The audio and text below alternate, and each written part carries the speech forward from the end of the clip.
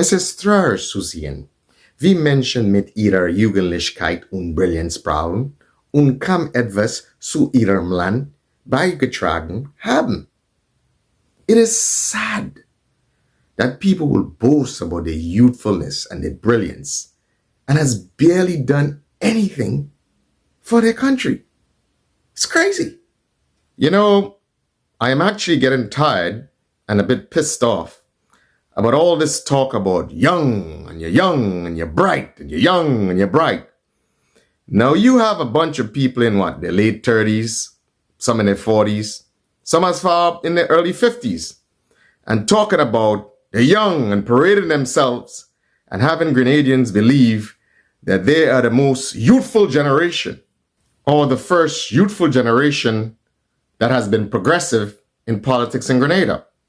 Well, I am here to dispel that myth, because if we look at the people who are involved in politics prior to these people being involved in politics, you would see that in some respects, some of them were even younger than they were, much younger. But they would have you believe, and they'd like to deceive you, that they're the first youthful generation. Oh, they're young, and everybody else is old.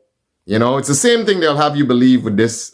I always like to go back to it because it's such a goddamn hoax. I can't stop talking about it. This Polaris project. They would have you believe that it's the first of its kind.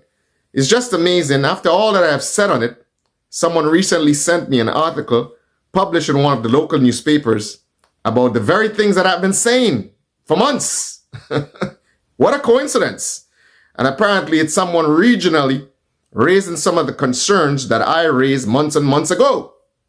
Well, hopefully you guys might listen to this person regionally, because I know how you Grenadians so much appreciate your own.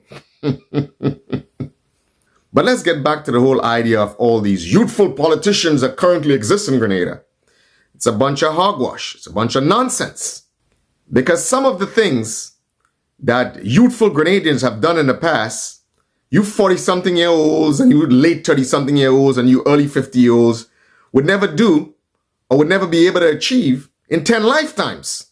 So I think it's high time we stop deceiving the Grenadian people about your so-called youthfulness. And I know in the whole sensationalism that some people have gotten hypnotized, not realizing, and these are grown people, right?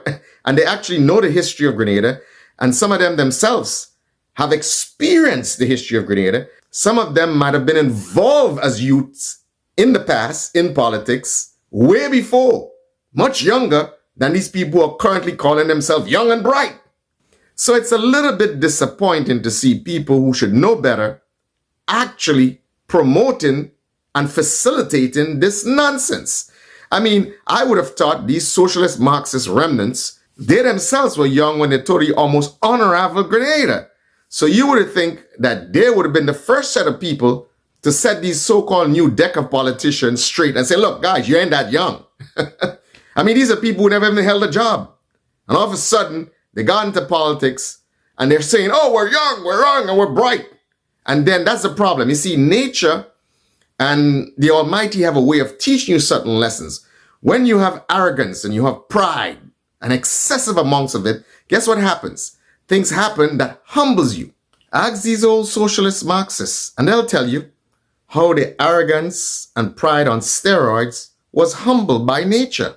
So all the things that you see and all the recklessness and all the mistakes is a way of nature saying, look, humble yourself, okay? You're not that young and you're not that bright. And I understand why you grown people would go along with this. You have become the go along, get along gang. I understand. It's a hustle. It's a racket. It's about money. So don't think I'm naive and I don't understand why you're doing it. I understand why you're doing it. And in some respects, I sympathize with you because you're selling your soul, selling out Grenada, okay, compromising Grenada for a few pennies, and pennies on the dollar. Pennies on the dollar you're doing it for. But I'm not going to knock you guys too much. Again, as I have said, I understand. You got families to feed. You know, you're in a difficult spot. You know what I'm saying? You have to pretend, you have to go along, you know. So I understand. Don't worry about it. I understand.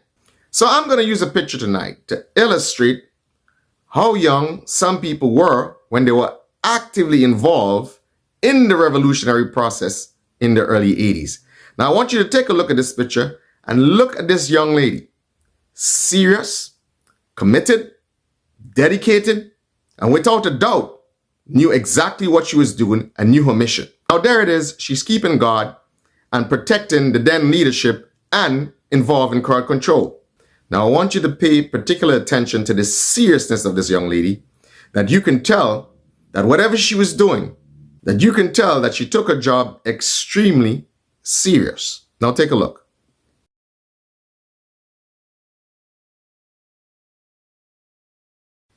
So you can only imagine, okay? She's obviously in high school, okay? So you could imagine her age at the time.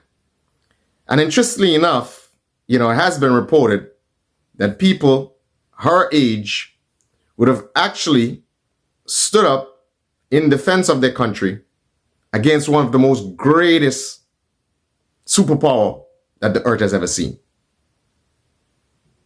So I want you to understand the mindset that these young Grenadians might have had in the early 80s. That they were willing, in some respects, to sacrifice themselves and their lives and their most precious possessions in defense of their land. Unfortunately, they were led by a bunch of corruptors, a bunch of misguided leadership that actually were more concerned about self-preservation and self-elevation than actually being concerned about the people below them and the mass of Grenadian people. And it further took the concern and care of the United States that sent their young men and women to actually rectify that situation. They themselves put themselves on the line, and some of them lost their life in the process for a noble cause. And there is no nobler cause than the willingness of a man or woman to lay down his life for his country or his fellow countrymen. So knowing that history and knowing all the sacrifice that has taken place to preserve the integrity and the democracy of Grenada, it's a little bit arrogant, a little bit pompous, as we used to say, for people to talk so much about their youthfulness when they haven't made 1/10 of the sacrifices that people in the past have made for their country. It would be better that you not talk about it, that you give yourself some time to be of service to your country, to achieve something tangible. And then, and only then, you can say, oh, well, we did it. We did it. Until such time, it'd be wise that people humble themselves and stop parading and talking about their youthfulness and denigrating people who have done things that you probably would never be able to do in the past, and are still, might be in age, trying to contribute to their country's development. Love of country, contribution to country does not have an age group. Remember that.